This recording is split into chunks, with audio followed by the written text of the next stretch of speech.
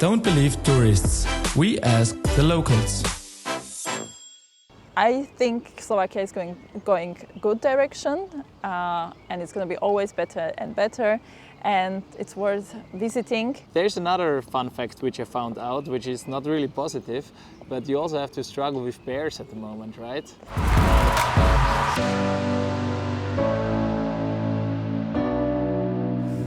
Hi Frederika. Hello. Pleasure to have you here today. Same for me, thank you. Take a seat. We are in the middle of the Hofburg Park. So Burggarten it's called, and it's really beautiful surrounding. So just let our listeners know why we're sitting here today. Well, I really like to, I live not so far from here, so I'm passing very often around, and every time I pass by, I know that Vienna is beautiful, but every time when I pass by, I'm like, wow, it's really impressive, I think. Now we have a bit gray weather, but normally in the summer it's full of flowers and trees, so I just feel good here. It's also, you have a lot of history here, but it just looks beautiful as well. Exactly, I can totally confirm that. And the year is young, so it will be soon really colorful here. Hopefully soon, yeah, because the winter is long, so. Yeah, true. Well, but the real reason why we're here is today because you're living in Vienna, but you're born and raised in Slovakia, right? Exactly, yes. Can you give us a short overview about the capital, Bratislava, and about Slovakia in total? So Slovakia, I mean, how big it is, it's quite small country. There is approximately 6 million people living. Capital city, last number I heard is about 500 to 600,000 people. From my opinion, from my point of view, in recent 3 years, let's say, it got much more modern, which I really like. We have nice places to go this day. Also, I mean, I'm always between Vienna and Bratislava, but last 8 years I don't live anymore in Slovakia, so there is also a lot of things that I don't know. Every time I come there, I'm like, oh, okay, this is new, good place, good new place to go. Otherwise, also I have feeling it became more international in the last years, which we were not so used before. Okay. So that's what I also see. Does it also mean that a lot of people speak English there? Young people, yes. With the older generation, it's still hard. I mean, they were used to learn Russian back in the school. It's still, even me, like I finished high school 10 years ago, and it also wasn't, like for everyone English. I had, for example, German and Russian. So it's still not as in Austria, for example. If you are here in Austria, everyone will speak to you in English. Everyone is possible, at least on a certain level. On a certain level, yeah, but still you're living in the city. I can tell you outside of the city it's not so easy anymore. Still, but it will. You have a chance that everyone understands you, even if they don't speak right. Well, that I cannot say then, because I'm just here in Vienna, so this is what I was seeing. So these things are changing in Slovakia. What else I could tell you? What is, I don't know, do you have a question what you would like to? Well, you already mentioned that Slovakia is quite small. It's around 5 million people, 5.5 million people, and you're part of the European Union, right? You're part of Schengen, and you already mentioned that Vienna and Slovakia are quite close, Vienna and Bratislava. So actually Vienna and Bratislava are the two capitals which are the closest in the world, right? Yes, that's what I heard, yeah. So how long does it take from Vienna? 1 hour. If you take the highway, it's 1 hour. Yeah. You can also take a ship from here by the Danube River. Never did it. It's in my plans, hopefully this summer. But I heard it's also just 1 hour. So. I also have to admit I didn't do that. I just took the train always from Vienna to Bratislava, which is more or less 1 hour exactly, and crazy. Get out. Yeah, so you just really feel like sometimes you go to, I mean, if I travel to Bratislava, it takes me, when there's not that crazy traffic, but a bit of traffic, it takes me 30 minutes, good 30 minutes to just pass through Vienna, and then once I'm on the highway, 30 minutes to be in Bratislava, so. Yeah, and for all our listeners, we have to mention that the price level is totally different. Exactly. Price level? Yeah, Vienna and Bratislava, you can't Used compare. to be. I mean, still, sure. Okay. but it changed pretty much.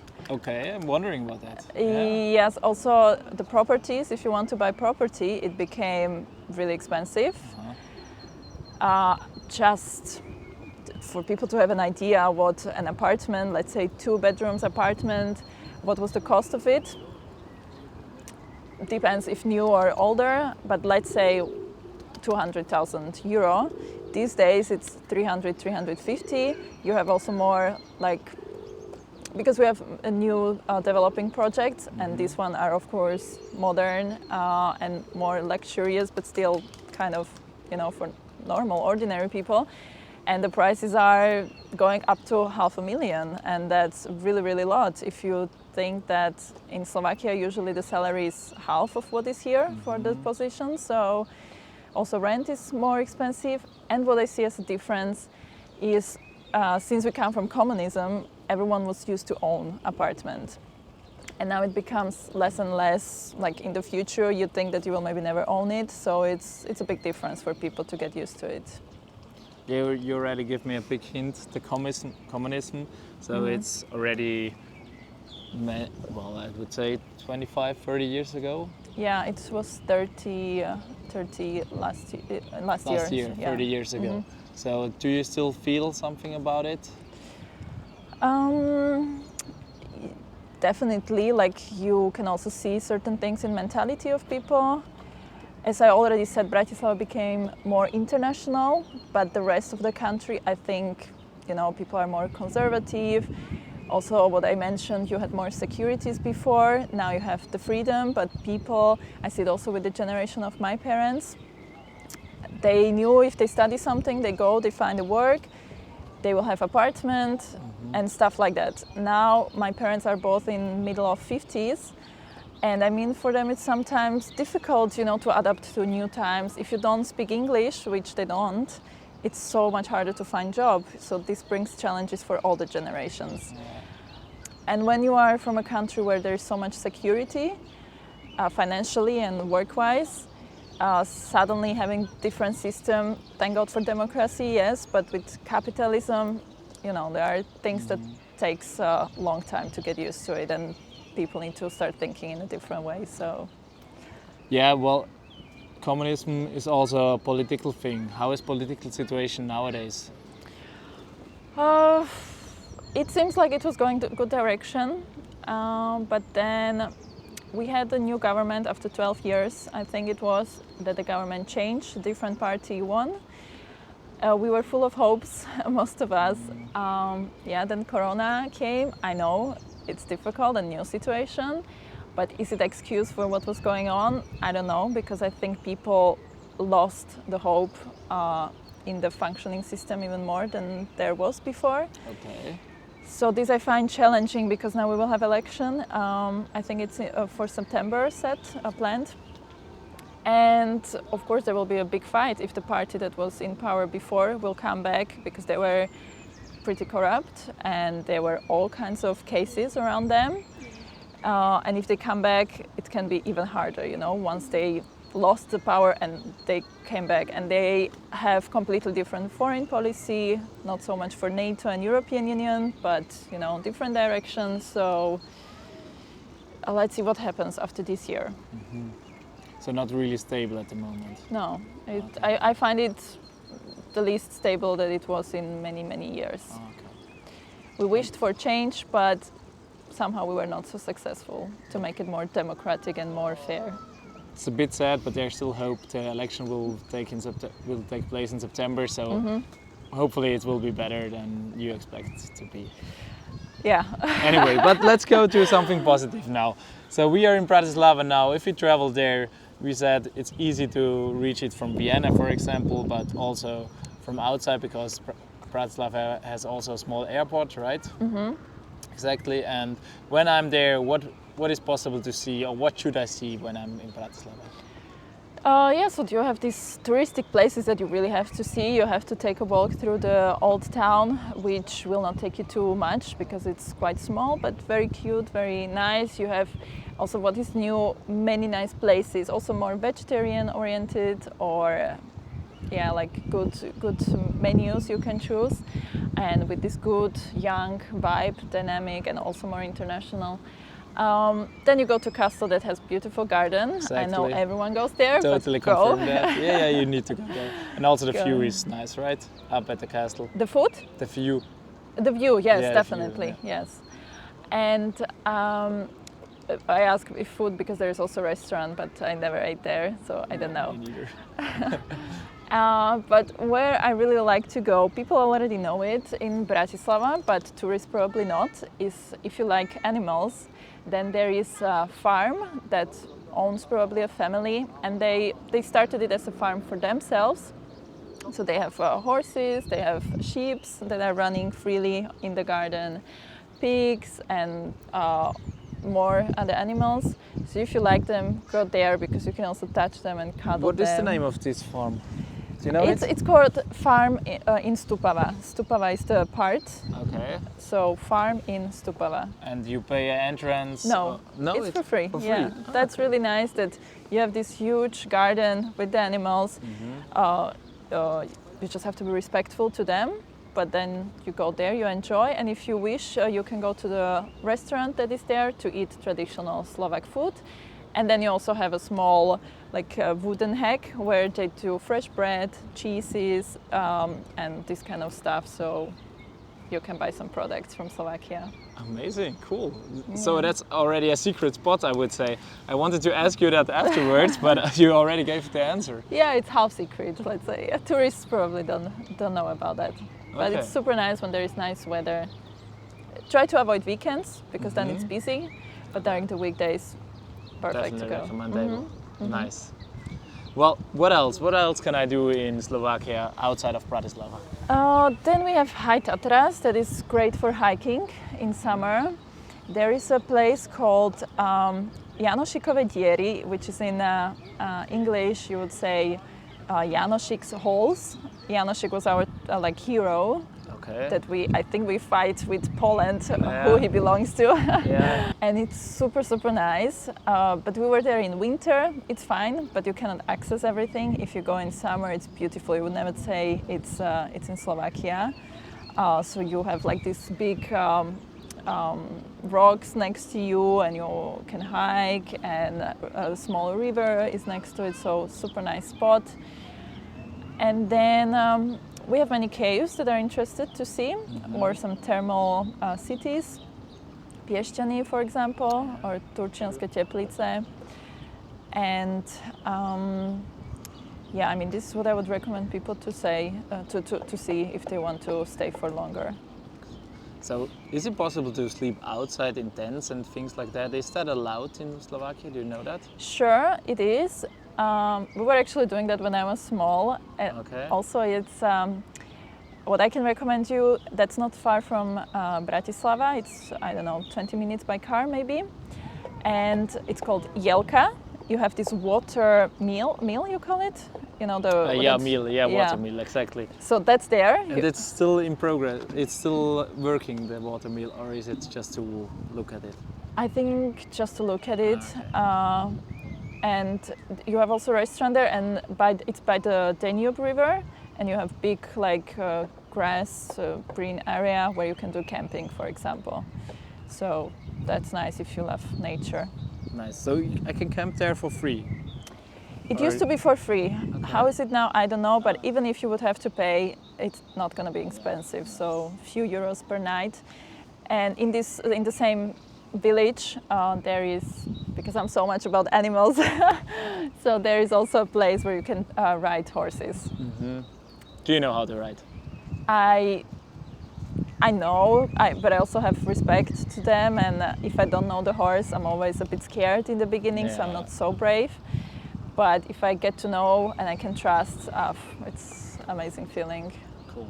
Do you ride horses? Well, actually my dad has horses. Oh. Yeah, so I'm not the best rider, so there are definitely people who knows it better than me, but I tried it at least, and I know how to sit on it. Yeah, yeah, I know a little bit more because I was riding, but then it was always once or twice a year, so I never improved much, and that was always my dream to have a horse. but it's a lot of work around it. Exactly. Yeah. Any animal makes a lot of work. Yeah, I have 2 dogs. They are cool. a lot of work, but a dog. yeah. Which kind of dog do you have? Yorkshire Terrier, and I have 2. 2 terrier. Yeah, father and son. Cute little duo. Yeah, I have an Australian Shepherd. Okay, Australian Shepherd. I don't Aussies. know which one is that. I'm gonna show you afterwards the Good. picture. Never mind. Well, Frederika, you live in Vienna, and so you are the perfect person to compare Austrians and Slovakian people. So can you give us a short overview about the mentality of and the difference between people? Sure. I mean, Austrians, I find them, they're, always polite. They know how to, polite actually, you would say. You don't need to be nice with me now. No, they're You really. can tell the truth. That's the truth, what I saw. Okay, it's different if you want to go to certain places where they offer services and it's not used to international clientele. Yeah, I met not so nice, polite people. But in general, I find it really nice. I feel good here. Happy to hear that. And in Bratislava, I mean, sometimes really, or more often, I met this attitude that you feel guilty to ask for anything, or they are not used to this customer service.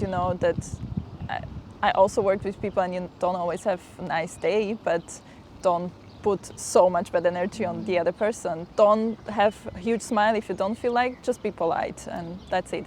So that's what I find better here. Then in Slovakia, on the other side, I feel like in Austria, people don't feel so free to express themselves. Everyone wears more or less the same clothes, you never want to stand out. That's different in Slovakia, which I find nice. Otherwise, what is also different here, I see that people, when you go somewhere to a restaurant, you start to say du, which means you immediately. For us, it's like, how can you afford that? Like. Really? Even worse than Vienna. I have to tell you, from the west of Austria, where I am from, you always say du, you to everyone. So always the informal form and never the formal form. So we never use that, even if we speak with our highest politician, for example. Wow. That's really crazy. So this is what I had to get used to. Otherwise, if you travel with the public transportation, it's the same. Everyone looks down. No one is, like, people are afraid to have eye contact. And before I was also living in Spain, that's completely different. Like, you almost hug people, or you start to speak. All the time. Yeah, you say cariño, and it's like people are super warm-hearted there. Hola, tío. You already call them brothers. Yes. It's totally different. Yeah. So the one thing I wanted to say, I find Austrian in general more conservative, a bit more than Slovakia, but at the same time not so judgmental to other people. Like also to LGBTQ community, you don't see so much judgment here, and they accept. In Slovakia, we still struggle with that, or whatever, any kind of minority. It's not such a big problem here. People are used to integrate other people and just say, until you don't hurt me, I'm okay with you. And that's what has to be improved in Slovakia. So, and that's, I find a bit interesting that they're more conservative, but at the same time more accepting somehow. Let's go to another topic. You have a totally different history than Austria, for example. Tell us, what's the most favorite things in Slovakia, what people like the most, like favorite sport or some favorite meal? Meal is similar to Austrians, so that's not a big difference. Quite heavy food, I would say. A lot of meat, I guess. Yes, a lot of meat, potatoes, dough everywhere. And you have this famous soup, right? The in the onion? Or is it in an onion or in a potato? In a bread, actually. In a bread, exactly, in a bread. Yeah, true. But then we put either garlic soup or like soup, the chicken soup. Yeah, exactly. I had it once and I was like, oh my god, it's such a nice crunchy bread. But I mean, when do you really eat the whole thing? Eat that? Really? So it's such a waste of the bread, actually. True. except if you share it with someone, but even you need at least 2 people to eat that, right? Yeah. The soup, yeah. True. Then we have brinzové halušky, traditional food, which is something like potato gnocchi with traditional cheese from Slovakia, and you put bacon on it. And what people like the most, I mean, I think we like to travel and get to know other cultures, but who doesn't? Well, true. Everyone is happy. Yeah. Everyone is happy to go. Sport, the older generation, I don't think so. I hear it's more. I see so much more, like different kind of generations when I go to gym here. In Slovakia, it's just the young generation. Okay. So. Which makes sports. Yes. Okay, but is it true you're a big ice hockey nation and you're big fans of ice hockey? Yeah, ice hockey and football, both of those. Okay, that's the national sports. Depends who is doing better that year. Okay. But no, both. Yeah. Yeah, you had Marek Hamsik, which was a quite famous footballer, yes. and you also have been at the European Championship in the past. Yeah, and we won in the hockey, but I think 20 years ago, 2002. So what's the European Championship you won, or the World Championship? Even that? World? I don't know. Think I don't know. Wow. Yeah, I think World. I think Cool. World. But I was so small. I was not even 10, so. I just remember somehow the night, it was a big celebration everywhere, and since then it never happened, so I think. But still. Yeah, and you also have ski areas, right? We do, in High Tatras mostly, so which is on the border with Czech and Poland. Okay. That's mostly there. You have also some areas around Bratislava, but I remember this in childhood that people were going there often, and we don't have such a good winters as we used to, so I don't know how they are doing. Because mountains are not so high. Yeah, in around Bratislava, no. Okay. Mm-hmm. So you probably don't know the price of a ski day. I know from people who go, and it's very comparable to Austria. Still, okay. It's also very expensive. I see. So something 50-60 euro per day. Yeah. And there's another fun fact which I found out, which is not really positive, but you also have to struggle with bears at the moment, right? They are also, even bears killed already people. If they kill people, this I didn't know, but I heard that we have too many of them, and of course there's this discussion what to do with them. I'm not for killing them, of course.